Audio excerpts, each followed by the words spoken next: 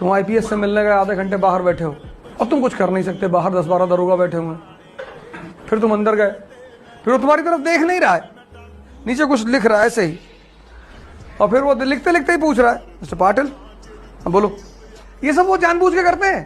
तुम खुल के बोलना शुरू कर दो कि देखो साहब लिखना बंद करो, पहले जो कहना है उसको सुनो, नहीं तो मैं बाहर बैठूं 10 मिनट, तब वो बंदा लूट लेगा तुम्हारा, तो या तो 10 लाठी मरवा देगा, और अगर तुम वाकई में हैसियत वाले हो तो दोस्ती कर लेगा।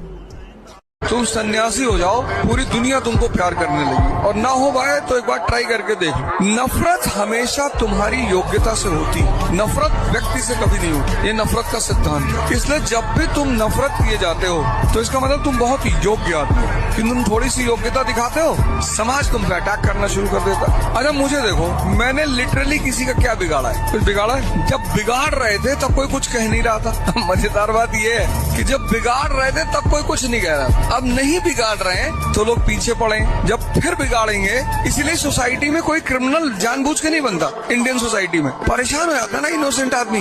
ह्यूमन माइंड का क्या भरोसा, जो 1 सेकंड में 10,000 बार बदलता है। तो जब कोई कहता है मैंने इन पे भरोसा किया, तो तू जाहिल है। भरोसा ही तो किसी पे नहीं है, अपने ऊपर पे नहीं है। अब गांधी जी को जिस आदमी ने ट्रेन से बाहर फेंका था, अगर गांधी जी उससे लड़ते खत्म हो जाते। गांधी जी छोला भटूरा दुकान खोले होते। गांधी जी किससे लड़ गए? ब्रिटिश साम्राज्य से। देखो आज सब बापू बापू पापा है तुम्हारे, नहीं नहीं, आज सुबह शाम तुम्हारा दर्शन होता है कागज के नोट पे। तुम कितना भी नफरत करते हो पर नोट पे तो आदमी है ही है। मंगोल, इला खान मंगोल इसके समय का शासक था, उसके दूत इसके दरबार में आए, मंगोलों के एम्बेसडर इसके दरबार में आए, बैठा हुआ था चुपचाप शांति से। इसके पीछे 10,000 लोग तलवार लेके चलते थे, ब्लैक्स बॉडीगार्ड्स। तो एम्बेसडरों ने पूछा कि ये कौन है? बोले ये सिक्योरिटी गार्ड्स हैं। तो उन लोगों ने अपने राजा को लिखा कि इसके 10,000 सिर्फ बॉडीगार्ड हैं। तो सोचो सेना कितनी बड़ी होगी, सेना थी ही नहीं।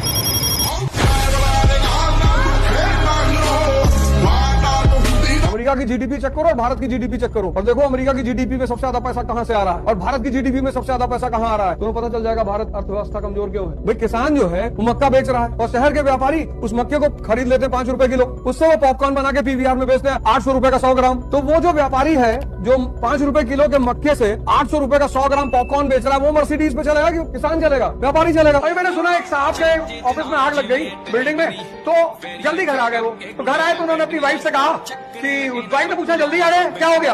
तो बोले ऑफिस में आग लग गई थी, बहुत लोग मर गए। बोले तुम कैसे बच गए? बोले मैं सिगरेट पीने चला गया था। तो वाइफ ने कहा यार भगवान का शुक्र है, चलो अच्छा हुआ तुम सिगरेट पीने चले गए थे, बच गए, भगवान का लाख लाख शुक्र, थैंक यू। तो दी वाइफ ने टीवी ऑन किया तो टीवी में न्यूज चल रही थी कि फला फला ऑफिस में आग लग गई और उसमें जितने लोग मर गए सारे मृतकों के परिवार को 1-1 करोड़ रुपया दिया जा रहा है। वाइफ पलटी अपने आदमी की तरफ, बोली बदतमीज ये तुम्हारी सिगरेट पीने की आदत कब छूटेगी? अब देखा, लेकिन ये बात पार्वती जी शंकर जी से कभी नहीं कहती, क्यों? शक्ति है, कुबेर को पकड़ लाए। उनकी वाइफ ने कहा मुझे मकान में रहना है, बोले बिल्कुल रहना है। तो उन्होंने मकान ये नहीं बनाया बिल्डिंग, कुबेर को लेकर आए, कुबेर को।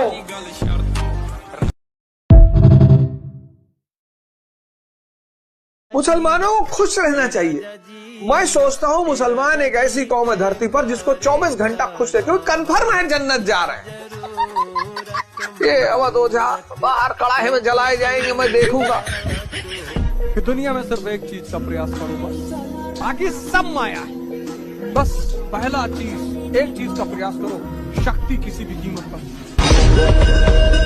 यहाँ पे हिंदुस्तान में लोग मास्टर को सोचते हैं मजलूम है। पहली रात जब मुझे फोन पे धमकी मिली रात 2 बजे, 2:05 या 2:10 का टाइम, और रात में फोन आया, और फोन उठाया मैंने, वो शुरुआत कर दी उसने माँ बहन से।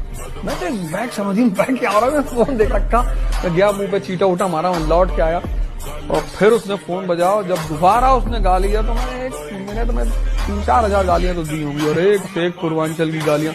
और जब मैंने गाली दी तो उधर से आवाज आई भाई साहब एक तो आप मैंने कहा भाई साहब इतने टुकड़े में उठ के जाओगे, अब दूसरा से बदतमीजी मत करना। इस देश में एक अलग तरह का भिखारी है जो अरमानी पहनता है, तो शिरडी के मंदिर जाता कहता मेरी शादी करा दो, मैं अगले साल फिर दर्शन करने, और तू बदतमीज मत आ।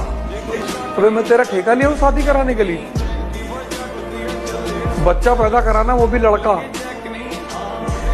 पत्नी चाहिए गोरी, अपना नहीं देखते शीशे में। यहाँ लोग लड़की देखने आते हैं इस कंट्री में।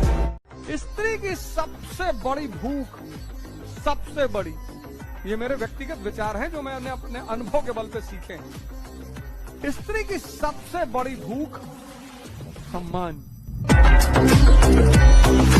तुम्हारी शादी होगी तो चौथे दिन तुम्हारी वाइफ कहेगी तो मैं जा रही हूँ घर, पापा की याद आ रही। और अगर तुमने पैर पकड़ा कि अरे ऐसे कैसे तुम चली आओगी, आसमान से सूरज गायब हो जाएगा, तब उसको मैसेज मिल गया कि ये स्लेव। उसने तुमसे कहा मैं घर जा रही हूँ, तुमने टिकट निकाला कि ये ले एयर इंडिया, और सुबह 8:30 बजे की फ्लाइट है, जा, मैं 10 दिन बाद आऊंगी, तू 10 साल बाद आ आराम से। तुम अपने आप को कीमती बना ही नहीं रहे हो। तुम कह रहे हो मैं कीमती घड़ी पहनूंगा, क्या करेगी वो घड़ी? तुम कह रहे हो मैं कीमती जूता पहनूंगा। हाँ, किसी को मारना है तो पहन लो, उसको याद रहेगा कि भैया 1 लाख के जूते से मारे थे। तुम्हारा कीमती कपड़ा पहनना बुरा नहीं है, पर अगर तुम्हारी कीमत नहीं है तो तुम चाहे जितना कीमती कपड़ा पहन लो तो टीप ही मारी जाएगी।